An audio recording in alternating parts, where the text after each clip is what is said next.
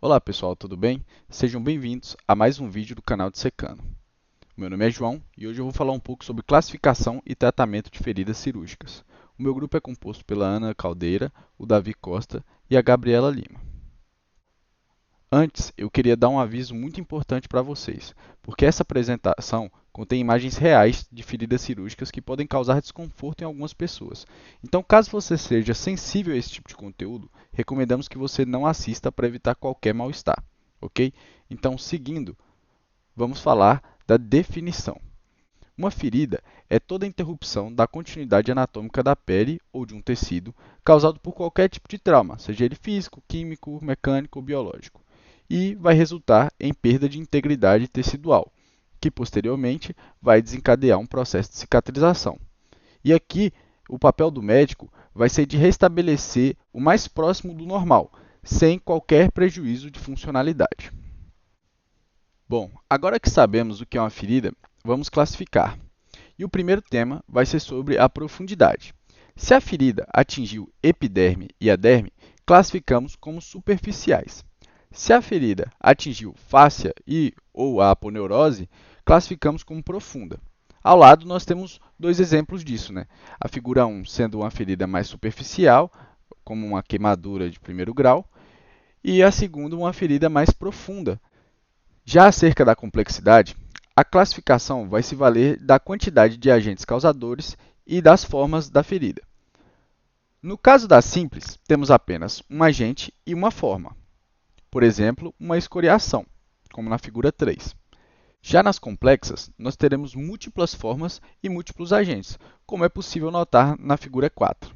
A classificação de formato ela é bastante ampla, porque ela é descritiva, né? Você vai receber aquela ferida e vai classificar conforme você está enxergando.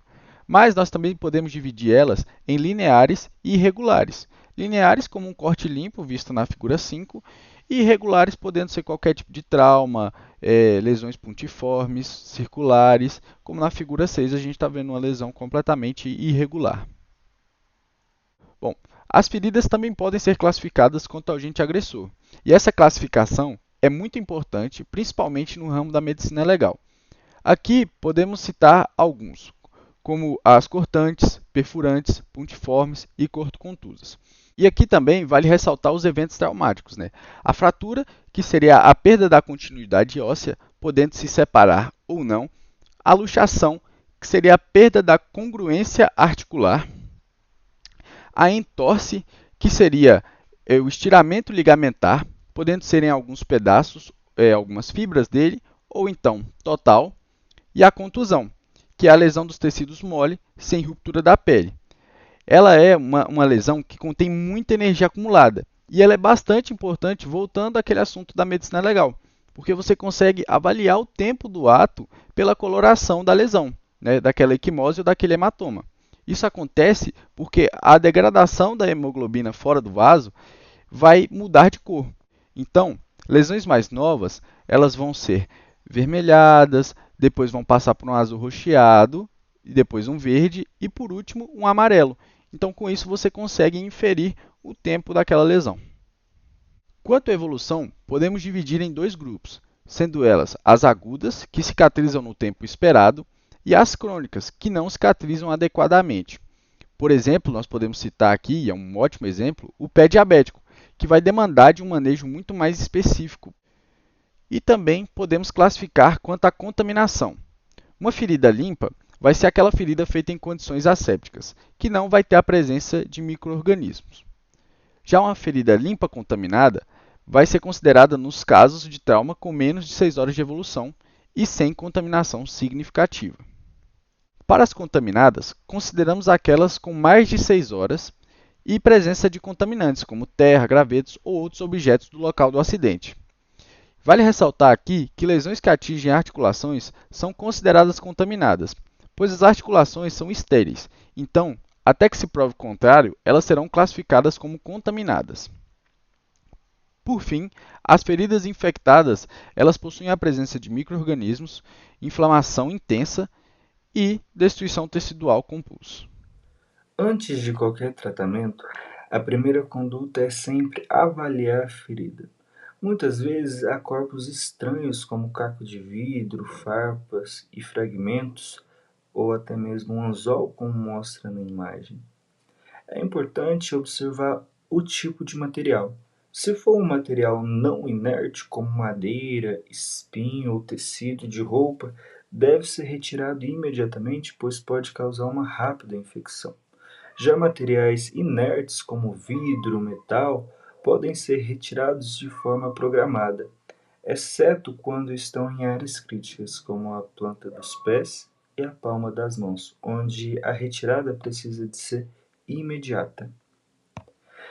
O próximo passo, né, após a retirada, né, do material do corpo estranho, é preparar a pele em volta da lesão. Isso inclui limpar a região, tampar a ferida e posicionar campos estéreis. Esse cuidado parece simples, mas é crucial, pois a pele que circunda ali a ferida, ela é marcada naturalmente pela colonização de bactérias que ali já pré-existiam. Então, se não haver essa limpeza adequada, aumenta a chance de infectar a lesão. Nessa etapa, realizaremos 3 procedimentos. A anestesia, que pode ser local ou regional, pois uma anestesia ou uma ferida, às vezes linear, que ocorreu no antebraço, ela não vai ser a mesma como uma ferida extensa em todo o braço, né? Cada uma deve ter um tipo de anestesia diferente. Esta da lesão mais extensa no braço, é necessário até mesmo anestesiar o plexo braquial para que não tenha necessidade de anestesiar o local e dificultando ainda mais o procedimento. É realizado também, né, hemostasia para controlar o sangramento, seja por compressão, ligadura ou cautério. E importante também explorar a ferida, né, o olhar profundamente para identificar se houve lesão de estruturas nobres, como por exemplo um paciente que levou uma facada. O objetivo não é só chegar, retirar os corpos estranhos, fechar, não, né? Deve-se avaliar se houve lesão de nervos, tendões ou vasos, né, que são estruturas nobres. O desbridamento é a retirada de tecidos inviáveis. Com a técnica de Pasteur, que são os 4 Cs, a gente consegue avaliar, que é através da cor, da contratilidade, da circulação e da consistência. Depois de irrigar bastante com soro fisiológico, né, a ferida, removendo sujeiras e bactérias, é possível, enquanto você vai lavando, você vai pensando, né, qual vai ser o seu manejo ali naquela ferida, o desbridamento e tudo mais. Com a ferida limpa, passamos para o fechamento, que ele pode ocorrer de 3 formas que eu falarei a seguir, que é a de primeira intenção, segunda intenção e terceira intenção. Porém, além do tratamento local, é essencial tratar as condições base, como diabetes, insuficiência venosa, desnutrição, imunodeficiência, né? Além, né, da limpeza com soro fisiológico, se houver a necessidade, né, ali do desbridamento e também, por fim, a escolha adequada do curativo, né? Que por ter sido uma ferida, um ambiente úmido e protegido é indicado nesses casos.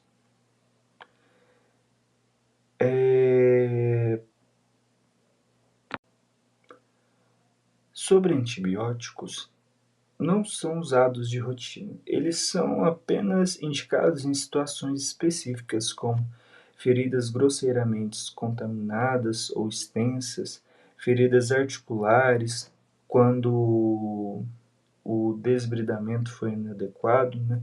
Presença de isquemia, músculo necrosado, ou até mesmo esses pacientes, né, que são imunodeprimidos, diabéticos. Quando há indicação, a antibiótico terapia deve ser realizada em até 3 horas após o evento.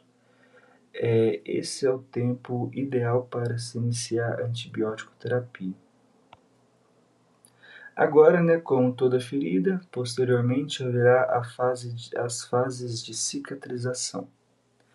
Iniciando, né, pela fase inflamatória, que vai ser desde o momento do trauma até 4 dias depois, que vai ocorrer a hemostasia, né, que vai haver vasoconstrição para reduzir o sangramento. Com isso haverá rubor, né, da região, vermelhidão, que vai ocorrer um influxo de neutrófilos e macrófagos, né, tudo ocorrendo assim concomitantemente com a fase proliferativa, que é a fase posterior, que ela ocorre de 4 a 21 dias. Ela é uma fase de formação de tecido de granulação, né, que é o início da regeneração da pele, onde é um momento marcado, né, pela angiogênese, né, onde há um aumento dos vasos da circulação naquela região, e também presença de fibroblastos, onde vai ocorrer, né, ali a presença de colágeno tipo 1 e tipo 3. Tudo isso ocorrendo concomitantemente. E a terceira fase vai ser o remodelamento, que ele ocorre de meses até anos, né? Que é o momento onde haverá a substituição do colágeno 1 do colágeno 1 e 3 pelo colágeno 1 e 2. Esses que vão garantir a força à cicatriz, tornando similar à pele que era antes da lesão. E agora falar sobre, né, as 3 formas, né, de fechamento. Nós temos a de primeira intenção, né, que o objetivo dela é aproximar as bordas, que é a sutura. Ela tem um bom resultado estético, é rápido. Ela é indicada em cortes limpos, como uma incisão cirúrgica. Se não haver, né, se a ferida não estiver grosseiramente contaminada, ou também se for antes de 6 horas do evento. É possível, né, realizar o fechamento de primeira intenção. O de segunda intenção, ele é mantida a ferida aberta, como se fosse uma cicatrização natural do corpo. Ela é mais demorada e deixa uma cicatriz maior. Diferente do fechamento de terceira intenção, que normalmente é uma ferida contaminada, infectada, que você vai avaliar o caso. Inicialmente, você não vai fechar a ferida, espera alguns dias, observa se vai haver grandes sinais de infecção ou se não há infecção. Após alguns dias, se não houve infecção, é possível fechar, né, a ferida. Esse é como se fosse o de primeira intenção, porém retardado, né? Ele demora um pouco mais, você avalia a evolução da ferida. Como está aí na imagem, né, era uma ferida mais escura, com sinais de inflamação, e foi observando a evolução da ferida. Então, né, um fluxograma para a gente seguir a conduta adequada. Primeiro, avaliação e retirada de corpos estranhos, né? Sempre é imprescindível, né, avaliar primeiro antes de realizar qualquer procedimento. Tampar a ferida e preparar a pele subjacente, colocar campos estéreis, anestesiar, hemostasiar, né, para reduzir o sangramento, identificar e explorar a ferida, o desbridamento, caso necessário, cuidadoso, identificando tecidos nobres, né, e evitando a piora do caso, a irrigação copiosa, né, que é a irrigação com soro fisiológico abundante, e decidir e executar o fechamento e, por fim, realizar o curativo da ferida. Aqui são as nossas referências E se você tiver alguma dúvida, uma sugestão, pode deixar nos comentários para nós aqui do YouTube, do canal de Secano. Curta e compartilhe com os amigos para que o conhecimento seja alcançado às diversas pessoas que precisam dele. Um abraço.